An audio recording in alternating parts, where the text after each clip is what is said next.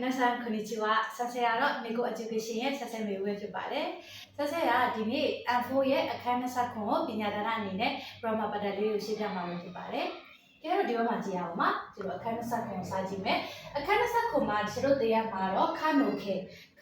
ဆိုတာဒီကျတော့ကတ်ဖောက်တနည်းအားဖြင့်လုံနိုင်တယ်လုံတက်တယ်လို့လို့ရတယ်။စတဲ့အခြေအနေတွေမှာသုံးတဲ့ပုံစံလေးကျတော့ N5 မှာဆိုလို့ရှိရင်တော့ verb ခုတ်တော့ကဒီခိမဆိုတဲ့ပုံစံလေးနဲ့တူတာပေါ့နော်။ဟုတ်ပြီအဲ့တော့သူဒီကျတော့ခါထုတ်ခဲရဲ့ verb တွေရဲ့အရှိမဆိုလို့ရှိရင်ကျတော့ဒီ particle ခါကိုတွဲသွားပါမယ်လုံနိုင်တယ်လုံတက်တယ်ဆိုလို့ရှိရင်ကျတော့ particle ခါကိုသုံးတာကျတော့ R5 မှာလည်းသင်ခဲ့ပြီးပါပြီဟုတ်ပြီနော်အဲ့တော့ particle ခါတွေကိုတွဲသွားပါမယ်လိုက်တာကတော့ကျတော့ဒီပြောင်းတဲ့အခါမှာ group 1မှာဆိုလို့ရှိရင် second line เนาะတနည်းအားဖြင့်ကျတော့ e line မှာဆိုလို့ရှိရင် fourth line ကျတော့ဒီ a line ကိုပြောင်းပြီးတော့ mass ပေါင်းပေးရအဲ့တော့တနည်းအားဖြင့် e line ကို a line ပြောင်း mass ပေါင်းပေးရမယ်kakimas ရေးသည်ဆိုရင် key ကိုကျတော့ a line ပြောင်းတဲ့အခါမှာ kakimas ရေးသည် kakimas ရေးနိုင်တယ်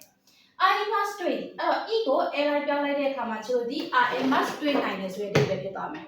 ဟုတ်ပြီနော်အဲ့တော့ group 1မှာဆိုရင်ကျတော့ဒီ second line ကနေ fourth line ကိုပြောင်း mass ပေါင်းပေးရပါမယ်တနည်းအားဖြင့် e line ကို a line ပြောင်း mass ပေါင်းမယ် group 2မှာဆိုတော့ကျတော့ဒီ fourth line တနည်းအားဖြင့် a line နဲ့ဆုံးတဲ့ verb တွေမှာဆိုရင် mass ကိုဖြုတ်ပြီးတော့ဒါလည်း mass ပေါင်းပေးရပါမယ်ဟုတ်ပြီနော် a line မှာကျတော့ a line နဲ့ဆုံးတဲ့ကောင်းလေးဆိုရင် mass ကိုဖြုတ်ပြီးတော့ဒါလည်း mass ပေါင်းမယ်တနည်းအားဖြင့်ကျတော့ဒီ တာပဲ mass စားသည်ဆိုရင် mass ကိုဖြုတ်လိုက်တယ်တာပဲဒါလည်း mass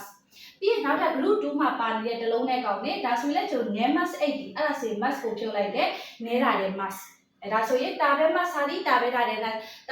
mass ဆိုရင်စားနိုင်ပြီ ne mass 8ဒီနဲတာလည်း mass ဆိုရင်8နိုင်တယ်စားတဲ့အလိုအဓိပ္ပာယ်ဖြစ်သွားမယ်နောက်ကိုကျတော့ group 3မှာတော့ကျတော့ထုံးစံတိုင်းပဲတစ်ခါလေးကြည့်ရပါမယ် kimas လာသည်ဆိုရင်ခိုရာတဲ့ mass လာနိုင်တယ် shimas လို့ဒီ dekimas လို့နိုင်တယ် now shimas ဆိုရင် now dekimas နိုင်တယ်ဆိုတဲ့အဓိပ္ပာယ်ဖြစ်သွားမယ်ဟုတ်နော်အဲ့တော့ကျတော့ဒီ N4 မှာခဲပုံစံတွေဒီအများကြီးတွေ့ရမှာဖြစ်တဲ့အတွက်ကျတော့ပုံစံတွေပြောင်းပြီးတော့ဒီစာမှတ်ထားဖို့လိုပါမယ်ပြန်ပြောပြပါမယ်ခန့်လို့ခဲမှာကျတော့ဒီ can found တနည်းအားဖြင့်လုံနိုင်တယ်လုံတက်တယ်ဆိုတဲ့ verb တွေအဲ့ဒါကြောင့် particle ကျတော့ခါနဲ့တွဲသုံးပါမယ် group 1မှာဆိုရင် second line ကနေ fourth line ကိုပြောင်းပြီး mass ပေါင်းမယ် group 2မှာဆိုရင်ကျတော့ဒီ mass ကိုဖြုတ်ပြီးတော့ဒါလည်း mass ပေါင်းပေးမယ် group 3မှာ kimas ဆိုရင် kurare mas shimas ဆိုရင် dekimas now shimas ဆိုရင် now dekimasဒါကတော့အခန်း29မှာအဓိကသင်ရမယ် grammar pattern လေးပါနောက်တစ်ခုကတော့ကျတော့ဗာလဲဆိုရင် now shika vermasa now shika vermasa ဆိုတာဒီ now ကလွဲရင်ဆိုတဲ့အဓိပ္ပာယ်ပါ shika ဒီကျတော့ခုတို့ဘာတွေမှာကြက်တဲ့ပါခဲ့ပါတယ်မှားလွဲ၍ဒါကလွဲရင်ဆိုတဲ့အဓိပ္ပာယ်ဥပမာဆိုလို့ရှိရင်ကျတော့ hiragana လွဲရင်မဖတ်တတ်ဘူးအဲ့ဒါဆိုရင် hiragana shika yomemasa ဆိုတဲ့ပုံစံမျိုးဒီမှာကျဥပမာစာကြောင့်တော့မရေးပြထားတော့ဘူးဟုတ်ပြီနော်အဲ့တော့ तू ကလွဲပါတယ် shika မှားလွဲရေးဆိုတဲ့ကောင်းလေးလာပြီဆိုရင်အနောက်မှာချုပ်ပြီးအငင်းနဲ့ပဲတွဲသုံးမယ် vashika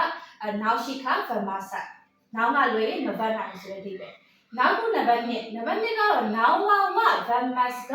now 2 vermasa တနည်းအားဖြင့် now 1ကိုတော့လုံနိုင်ပေမဲ့ now 2ကိုတော့မလုံနိုင်ဘူးဆိုတဲ့အခြေအနေ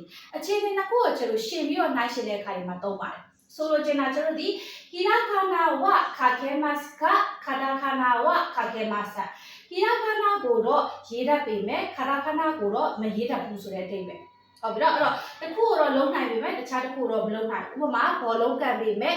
ကျွန်တော် baseball ကိုတော့မစားဘူးစတဲ့ပုံစံမျိုးတွေတစ်ခုလုံးပေမဲ့တခြားတစ်ခုကိုမလုပ်ဘူးဆိုတဲ့အခြေအနေတစ်ခုကိုနှိုင်းရှင်းတဲ့အခါမှာသုံးပါတယ်တတိထားမယ့်ဟာတစ်ခုက